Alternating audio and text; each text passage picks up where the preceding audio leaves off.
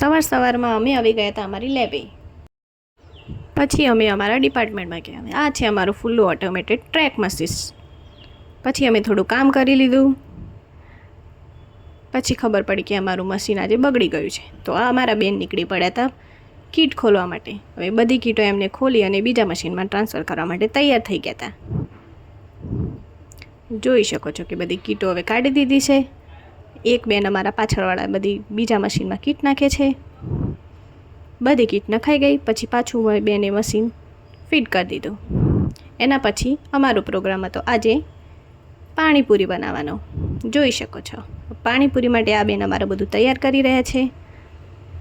ચણા પણ લાવેલા છે, બટાકા પણ છે, ડુંગળી પણ છે અને ફાઇનલી અમારી પાણીપુરી તૈયાર થઈ ગઈ છે. તો અમે પાણીપુરી ખાઈ લીધી અને પછી રીલ બનાવીને અમારી આ વિડીયોને પોસ્ટ કરી દઈએ.